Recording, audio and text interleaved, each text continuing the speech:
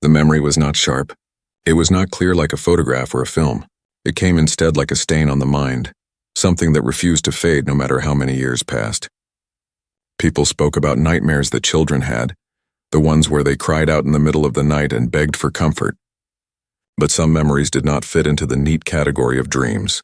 Some stayed behind, etched into the fragile bones of memory with too much weight to dismiss. There was once a child who recalled waking to the sound of whispering. The bedroom was dark, yet the air seemed heavy with breath. It was not the voice of a parent, and it was not the echo of a sibling. It was soft, deliberate, as if spoken directly into the ear. The words themselves did not make sense, but the tone was filled with intent, like the way a stranger repeats a name that they should not know. The child remembered staring at the door. It had been closed when sleep began. Now it was open, just slightly enough for a sliver of the hallway's darkness to fold inside. And in that gap there was something, long, still, a shape too tall to belong in a house built for ordinary people.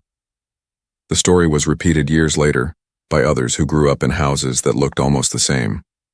Some recalled faces that leaned too close to the bed, eyes wide, mouths stretched in silence. Others remembered shapes that crouched by the corner, waiting with patience that children did not yet understand. They all spoke with the same quiet disbelief, as if saying it aloud meant testing whether it had been real or not. What connected them was not proof, not evidence, but the unnerving consistency. Imagine a bedroom, its walls painted pale, toys scattered across the floor. Imagine the sound of a clock ticking slowly into the night. Imagine the sudden shift of air as if someone else has entered though the door has not moved. A child blinks awake, staring into the stillness. They hear breathing, not their own, not the steady breath of a parent down the hall. It is closer, much closer. The voice of a grown adult might dismiss this as a dream. Yet children never tell these stories with the rhythm of fantasy. They tell them with details too fragile and strange to invent. The faint scratching at the window. The figure that leaned half into the room, its head brushing the top of the doorframe. The mouth that stretched wider when the child tried to scream. These are not details that fade with time. They are not details that feel safe to carry. One account described something stranger still. A child woke to find their blanket pulled halfway across the room. They had not moved. Their body was stiff, their skin cold. Yet the blanket lay crumpled near the doorway as if someone had tugged it slowly, careful not to wake them fully. When they sat upright, they saw the shape of someone crouched low, halfway hidden by the shadows near the dresser. The figure did not move, did not breathe. It only waited. These are fragments, pieces of something larger that refuses to be seen in full. People bury these stories under layers of adulthood. They tell themselves that memory is weak, that dreams bleed into reality, that fear distorts perception, but there are too many similarities across too many lives. Entirely different families across towns, across generations, whisper the same kind of recollections. Someone else was in the room, someone who should not have been there. When children describe their fear, they rarely invent the same image. Their imagination bends toward creatures from stories, toward monsters they know from books and films. But these memories are different. They are plain, unnervingly simple. A man too tall for the hallway. A woman with a mouth that seemed broken at the edges. Hands pressed flat against the wall, waiting, patient, aware. The cold truth is that memory does not always lie. Sometimes what we call imagination is simply the mind refusing to accept something that it cannot explain. A shadow at the foot of the bed is not always a trick of light. A whisper in the dark is not always the echo of the house shifting. There are things remembered from childhood that remain raw even when decades pass. They are not softened by time. They are not dulled by reason. One witness, now an adult, confessed that he had never stopped sleeping with a lamp on, not because of fear that could be spoken, but because of one single moment from his 6th year. He had woken to see someone standing beside his bed, staring down at him. The face had not been blurred like in a dream. It had been clear, unforgettable. The eyes were too wide, the smile too fixed, and the skin too pale. He blinked once, and it was still there. He blinked twice, and the figure leaned closer. He remembered the smell of damp earth, like soil dragged into the room. When he finally screamed, his parents rushed in, but the figure was gone. The smell remained. There is a question that echoes through these kinds of stories, a question that feels heavier than all the others. What if the things children remember are not wrong? What if those nights of terror were not dreams but memories of something real, something that should not have been possible? The hook of these disturbing childhood memories is not in whether they can be explained away. It is in the simple fact that they never leave. People outgrow toys, fears of the dark, the games they once played. But the memory of something standing too close, of something whispering their name from the shadows, never fades. It grows quiet, buried, but never disappears. And that leads to the haunting question that no one wants to answer. If the memories of childhood are real, if they are not the illusions of a frightened mind, then what does that mean about the things that stood beside our beds? What does that mean about the ones who waited in the dark? The silence after such a question is heavier than any explanation. There was a time when families placed faith in the quiet safety of their homes. Suburban neighborhoods with identical houses lined up like teeth. Rural towns where everyone seemed to know one another. City apartments stacked in towers above restless streets. Each of these places carried the same belief, that children were safest when asleep under their own roofs. The past was painted with this illusion, the comforting idea that nightmares belonged only to dreams. Yet the past also carried its own whispers, ones passed carefully between generations, as if even speaking them too loudly might invite something back into the room. In one small town there had always been a story. Parents told it casually, as if it were folklore, but their voices carried a trace of unease when they repeated it.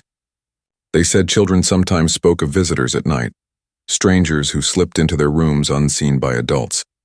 The earliest written mention appeared in the 1920s, in the diary of a mother who lived on the outskirts of town. She described how her son would wake screaming, swearing that a man had been sitting on the floor by his bed. The boy could not be calmed. His words were too precise for a dream. He said the man had no hair and his arms were longer than his legs. He said he smiled without blinking. The diary ended abruptly, but in the margin of one page the mother scrawled, "He will not sleep unless the lamp is on." Even then he whispers to himself. Who is he speaking to? Stories like this did not stay contained to one family. They traveled quietly, woven into the fabric of community memory. Decades later, another parent recalled almost the same description from a different child. This time it was a girl who claimed a woman came to her room and told her secrets she could not repeat. When asked what the woman looked like, she hesitated. Finally, she whispered. Her mouth was wrong. She never explained more. The unsettling detail was not the story itself, but the way it seemed to echo across years, across places. Families separated by distance described the same shapes, the same voices. They did not share bloodlines, yet the stories were identical.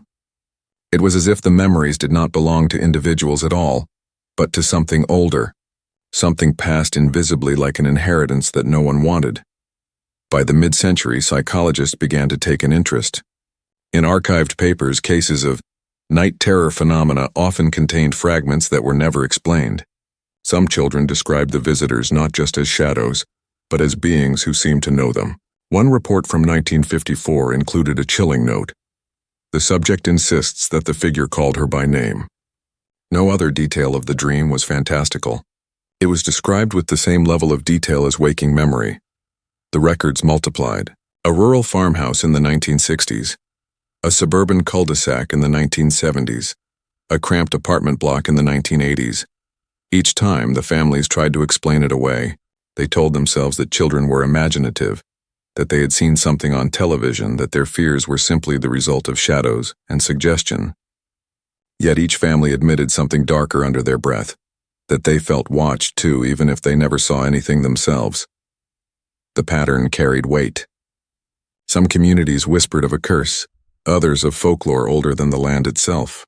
Yet no one could ever provide a name or a reason. All they had were fragments, memories, and the growing realization that childhood itself seemed to be a time when the boundaries between what was real and what was unseen became too thin. Children do not fabricate fear in the same way adults do. Their fear is immediate, raw, and without calculation. A parent can often tell when a story is invented, when a child seeks attention or escape.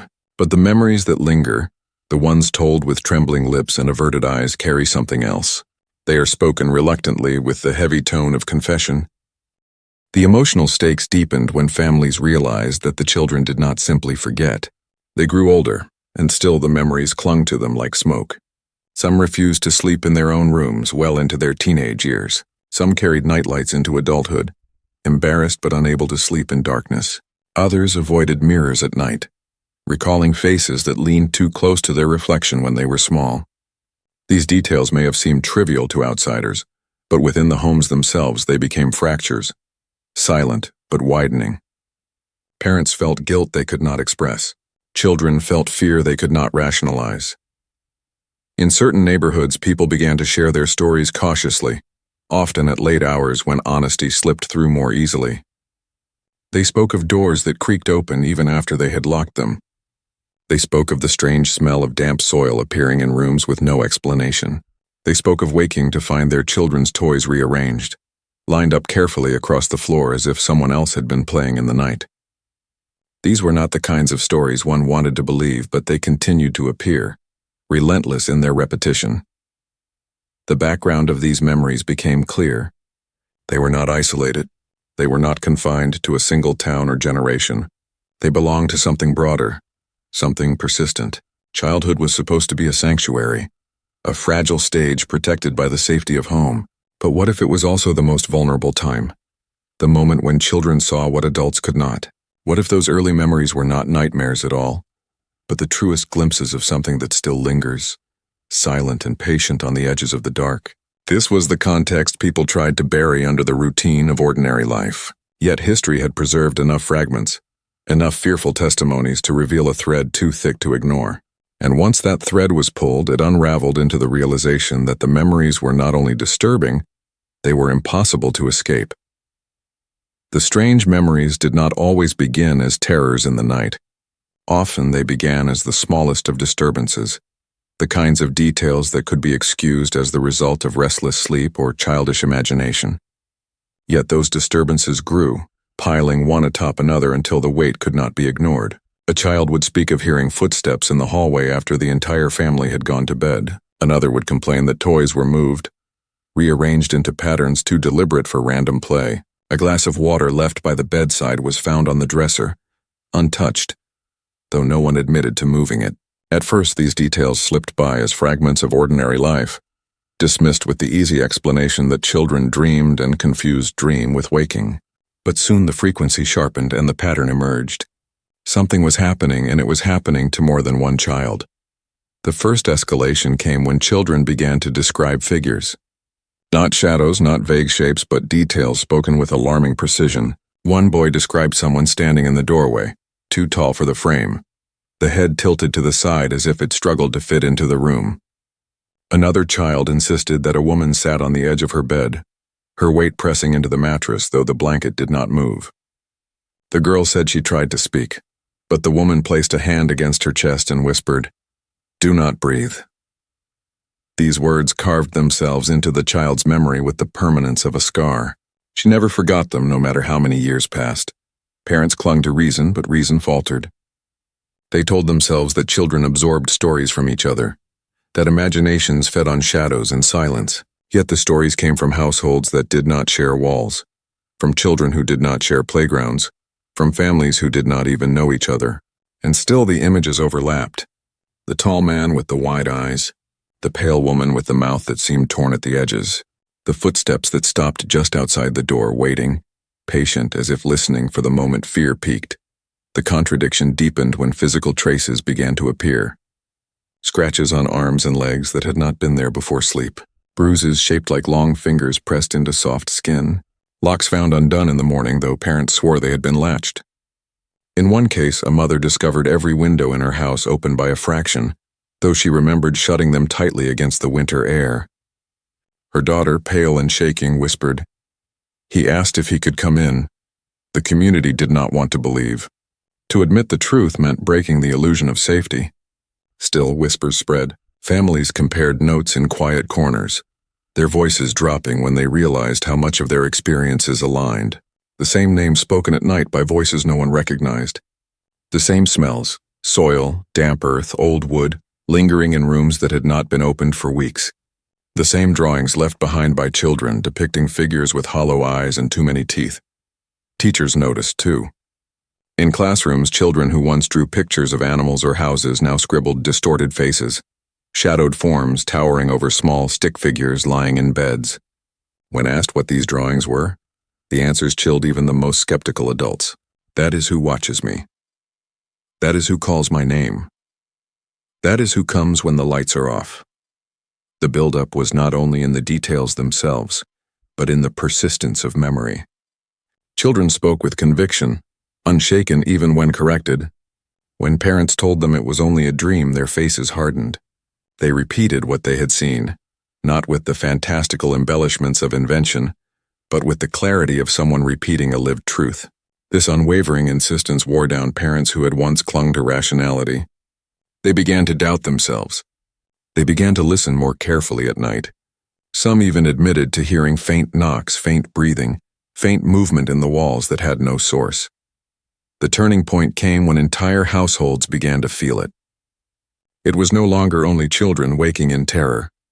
Parents began to wake at the same hour each night, hearts racing, convinced that someone had been standing in their room. They turned on lights to find nothing, but the impression of presence remained, like the trace of a figure burned into the skin of memory. The air seemed heavy, colder, even when the thermostat had not changed. Families began to wonder if the visitors their children described were not confined to children at all. Perhaps adults simply refused to see. The mystery built slowly, like pressure in a sealed chamber. Every small detail added another layer. A door left ajar. A toy placed carefully in the center of the room. A whispered voice that pronounced a child's name too perfectly to be imagined. These moments stacked into something undeniable. Something was unfolding, and it threaded itself through too many lives to be ignored. Still, no one could answer the essential questions. Why did it begin with children? Why did it follow certain families more than others? Why did the descriptions remain so consistent over time? Theories emerged, spoken quietly in kitchens, written in journals that were never meant to be read aloud. Some said the visitors were remnants of something older than memory, drawn to children because they were more open, less hardened against the unseen. Others believed it was a sickness of the mind, one that spread like contagion, shaping perception until entire households participated in the same hallucination. But none of these explanations satisfied the survivors of the nights when the room grew too quiet, too cold, too aware. The truth remained beyond reach, and perhaps that was the most disturbing element of all. The events were not explosive. They were not violent in the way stories of hauntings were often told. Instead, they unfolded with patience, with subtlety, with the kind of persistence that eroded the boundary between imagination and reality. And as the memories built upon themselves, as the mystery deepened with each testimony, the question sharpened into something no one wanted to confront. What if this was not a dream shared among children, but a reality shared among all, ignored only because the cost of acceptance was too great? When the stories began to accumulate, people searched for proof. Memories alone were fragile, easily dismissed, but fragments of evidence started to appear, each one strange enough to demand attention, yet incomplete enough to deny resolution. Diaries were the first source, journals written by parents desperate to document the nights when their children woke screaming.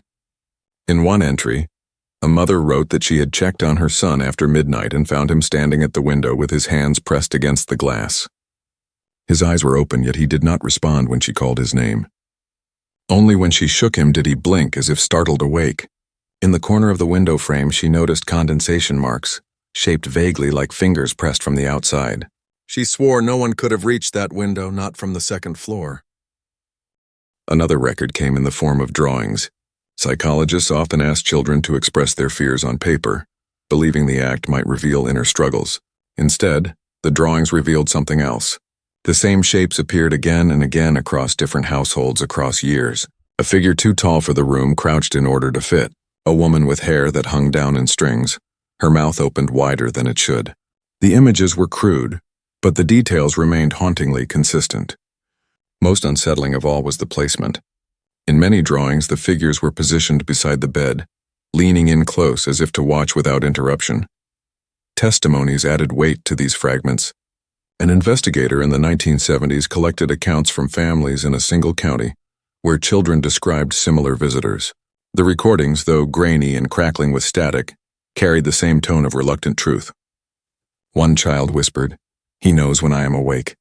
He stands still until I close my eyes again."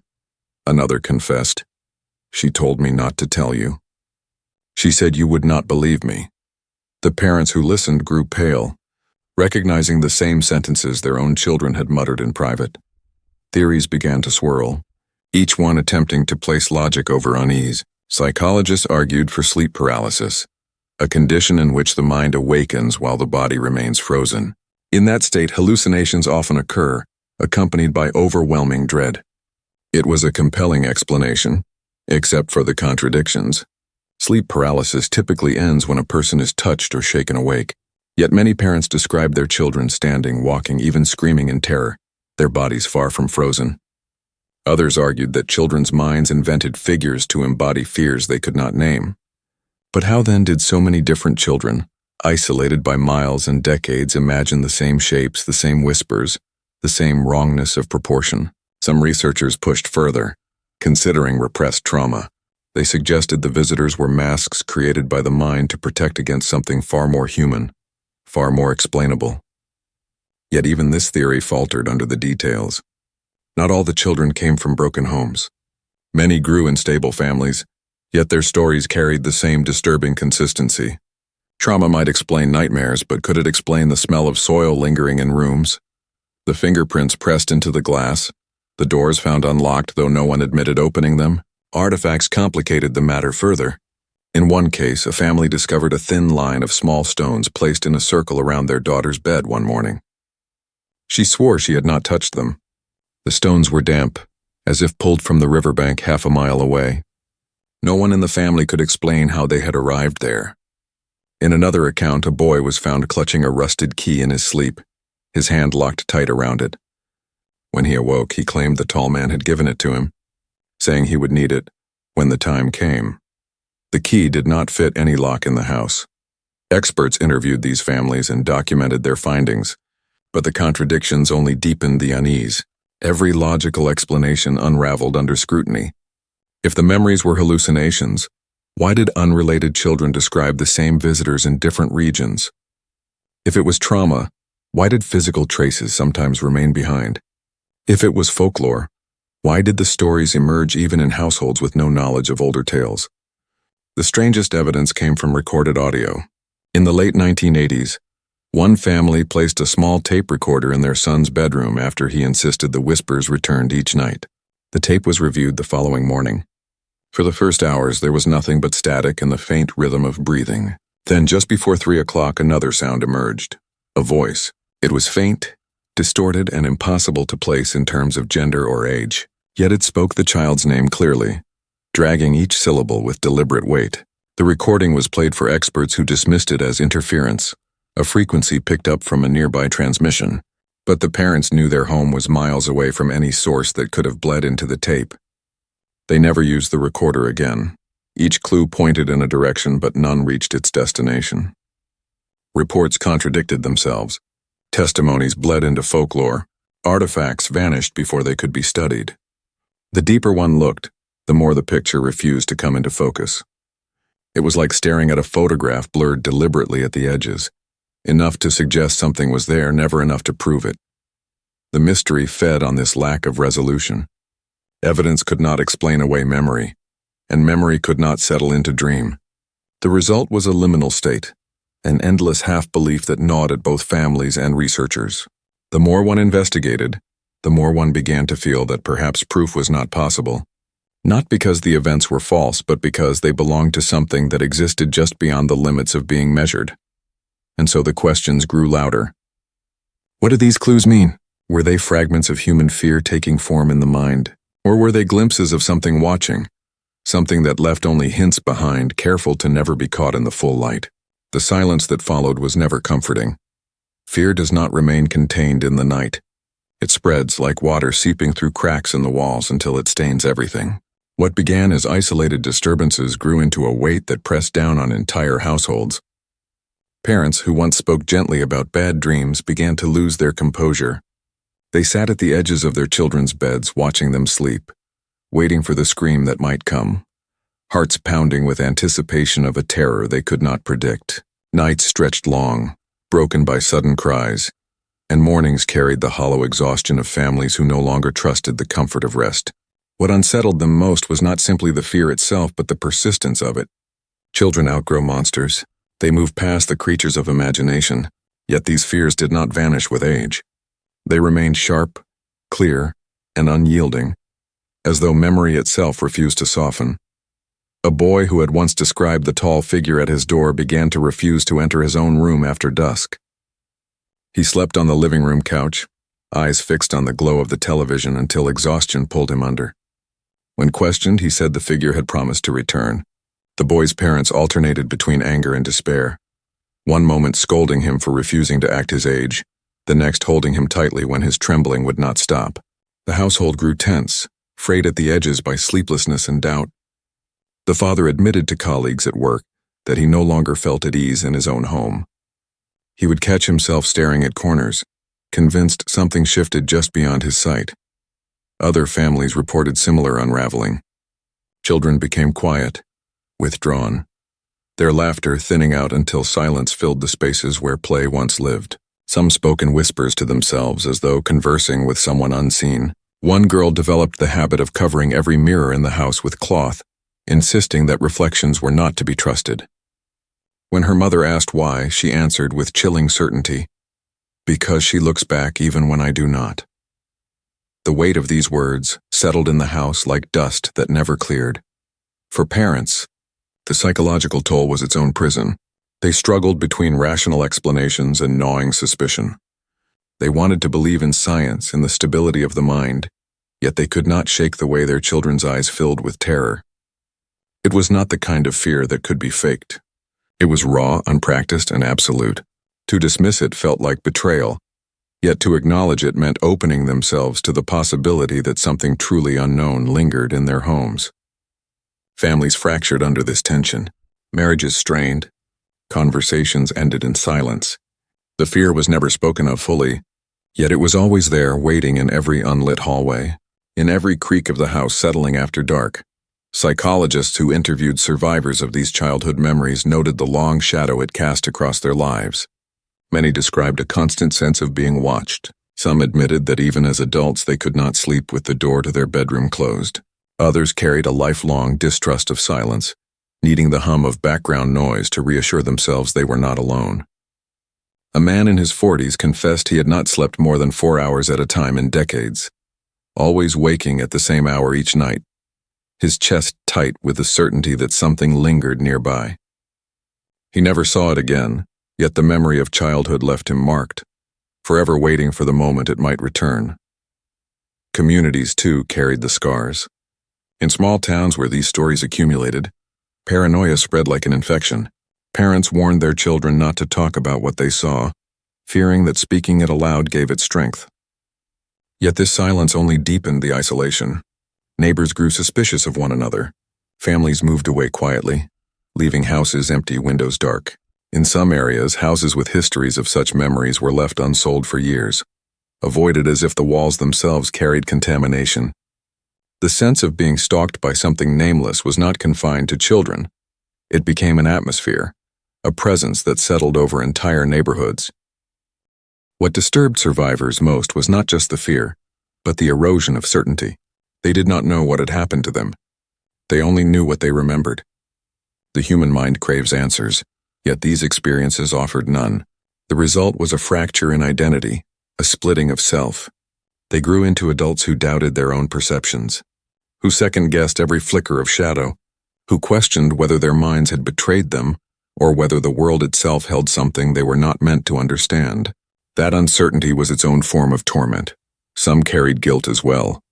A mother admitted she had once locked her daughter in her room after the girl refused to sleep alone. She told herself it was for discipline, to force the child to face her fears. The girl screamed for hours, and when she finally fell silent, the mother entered the room to find her curled under the bed, shaking, her skin covered in cold sweat. Years later, the mother wept when she confessed this memory, convinced she had left her daughter alone with something real, something she herself could not see. The psychological deterioration was not dramatic. It was quiet, corrosive, subtle. It appeared in the way people avoided certain rooms at night, in the way they double-checked locks twice, then 3 times, in the way children avoided eye contact when speaking of their memories, as though afraid the very act of remembering might draw attention once again. The impact was not the kind that faded after therapy or medication. It was the kind that lingered, woven into the fibers of daily life, shaping habits, fears, and silences that endured for generations. What remained, long after the visitors ceased or seemed to, was the dread of memory itself. Families did not just fear what had happened, they feared the fact that they could never know if it had been real. And perhaps that was the cruelest wound of all. The further these stories spread, the more they drew attention beyond families and small communities. What began as whispered recollections became subjects of formal inquiries, though no investigation ever reached a conclusion that satisfied anyone involved. Local police records contained scattered reports from parents who filed complaints after children woke with scratches or claimed intruders had been inside the house.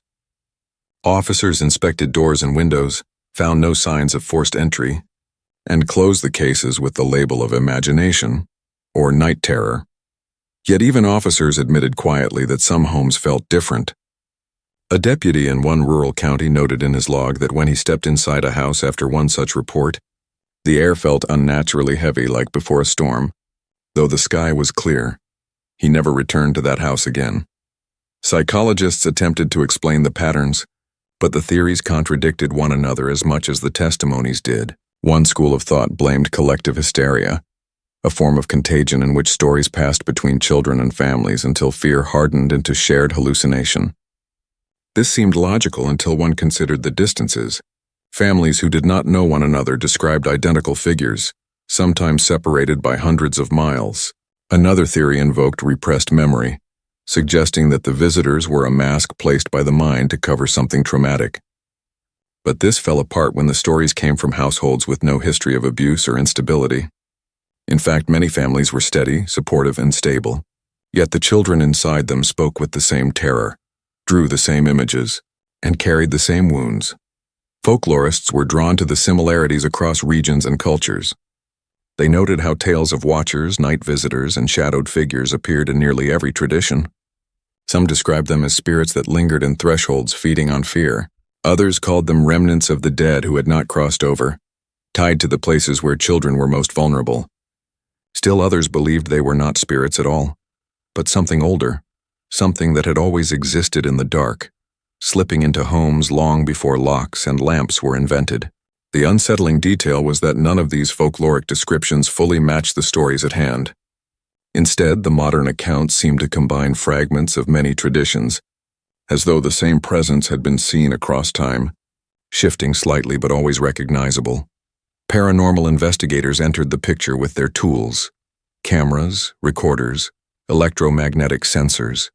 They spent nights in houses where children had reported visitors. They recorded faint voices, though skeptics dismissed them as interference. They photographed shadows that did not align with furniture, though critics explained them away as tricks of exposure. In one case, investigators left motion-triggered cameras in a child's bedroom. The footage captured the boy tossing in his sleep, then sitting upright at exactly 3:07 a.m., his eyes open wide. He whispered a few words into the air, too quiet to understand, before lying back down. The footage showed nothing else. Yet the boy later claimed that he had been speaking to the woman who stood by the bed. Other investigators pursued darker theories. Some pointed to government experiments in sleep research, suggesting that children were being observed through methods too advanced for families to detect. They argued that the figures children described were projections of the mind, induced through frequencies or signals designed to manipulate perception. But no proof ever surfaced, and the theory was quickly dismissed as paranoia. Still, the idea lingered in whispers that perhaps the visitors were not supernatural at all, but human experiments carried out under the cover of night, using children because they were the most impressionable subjects. More chilling were the testimonies that suggested something beyond both folklore and science. Adults who had carried their memories into later life began to report that the visits did not stop completely. They claimed to sense the same presence even in middle age, though the figures never appeared as directly as before. It was as if the visitors only revealed themselves fully to children, then retreated into silence once childhood passed. These testimonies raised the most disturbing theory of all, that the visitors were not dreams, not hallucinations, but real entities that used childhood as their window, entering only when the boundary between imagination and reality was still thin. When asked why they stopped appearing as clearly in adulthood, one survivor offered the most haunting answer of all. They do not go away. They only wait. No single explanation survives scrutiny. Theories folded in on themselves, leaving only fragments. Official investigations produced nothing but closed files. Scientific explanations collapsed under contradiction. Folklore echoed too closely to be coincidence, yet too vaguely to provide clarity. Paranormal studies produced anomalies that proved nothing. The result was a landscape of possibilities, none strong enough to stand, all unsettling enough to keep alive the suspicion that something very real threaded through the stories. In the end, the theories themselves became part of the mystery. Were these visitors ancient, older than language itself, returning again and again to feed on fear? Were they hallucinations born of trauma, passed through families like invisible scars? Or were they glimpses of something else, something human or inhuman that entered quietly, left traces too small to prove, and vanished before the mind could fully register it? The investigations ended without resolution, but the silence that followed never felt like closure. It felt like waiting, and that waiting became its own kind of terror. The stories lingered long after the lights were turned back on, long after the children had grown into adults who swore they no longer believed in the impossible. Yet belief is not the same as memory, and memory is not the same as forgetting. What haunted them was not just what had happened in the past, but the realization that the past never truly ended. Some carried the weight quietly, never admitting aloud that they still woke at the same hour each night, eyes searching the dark for a shape they hoped never to see again. Others confessed reluctantly in whispers that they sometimes heard their name spoken in an empty room, the syllables stretched with the same wrongness they had heard as children. And though most lived entire lives without ever seeing the figures again, the memory of them shaped every silence, every corner, every moment when the air grew too still. Communities moved on as they always do, burying what they could not explain beneath the routines of daily life. But every so often the silence cracked open again. A new generation of children began to murmur the same words. Parents who had once been children themselves felt their stomachs turn when they heard their sons and daughters describe the same tall man in the doorway, the same pale woman crouching by the bed, the same wrongness of proportion. Time did not wash the presence away. It only carried it forward. Memory was not a grave. It was a seed, buried deep, waiting to grow again. The unsettling truth was that no one could ever answer whether these memories were dreams, illusions, or encounters with something that had no name. Skeptics said the mind invents patterns, that fear weaves stories into shared delusions. Believers insisted the consistency was too strong to ignore, too sharp to dismiss. Yet beyond belief or denial stood the memories themselves, vivid and raw, etched into minds that could not choose to forget. A child who saw a figure crouching in the corner carried that vision into adulthood. An adult who once woke to whispers in the dark never truly trusted silence again. The memory lived on even when words failed. The reflection that haunted survivors most was not what they had seen, but what it suggested about the nature of childhood itself. Children are told that they imagine things because they cannot separate dream from waking, story from truth. Yet what if it was the opposite? What if children see more than adults allow themselves to? What if the visitors never left but only stepped back into the places where adults no longer look? That possibility weighed heavily, not because it could be proved, but because it could never be disproved. Once seen, the figure in the corner of the room never fully left the corner of the mind. Some spoke of the figure as though it were still watching, waiting silently in the background of memory. They said it never aged, never changed, never forgot. They believed that the visitors carried their own form of memory, that they remembered the children who once saw them, remembered the names whispered into the dark. This thought was unbearable, yet it returned again and again. What if the figure standing at the foot of the bed all those years ago remembered them still, watching across time, waiting for the moment to appear once more? The reflection deepened when parents began to fear not only for themselves but for their children. Those who remembered visitors from their own childhoods now listened to their sons and daughters describe the same figures. The realization struck cold. They had not outgrown the fear. They had only been given enough time to pass it on. Entire families began to feel as though they were trapped in a cycle, an inheritance of terror that could not be broken.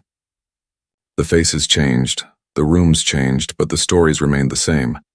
If memory could be passed through blood, then this was its cruelest form. What unsettled most was not the possibility of danger, but the suggestion of intent. If these figures were real, then they were not random. They were deliberate. They came with purpose, even if that purpose could not be named. They did not kill, they did not steal, they did not destroy. They only appeared, watched, whispered, and vanished. And yet that very restraint was more disturbing than violence. It was as if the visits were never about action, but about memory itself. The true act was not in what they did, but in what they left behind. They carved fear into children so deeply that it endured for a lifetime. They ensured that even when unseen, they remained present. In the end, the mystery was not whether they existed. The mystery was why they wanted to be remembered. What use did such beings have for memory, and why choose children as their canvas? Theories offered no peace. Investigations gave no closure. Silence provided no escape. The result was an endless loop of recollection and dread, an inheritance of terror passed down like a shadow that clung to every generation. And perhaps that is the cruelest truth of all.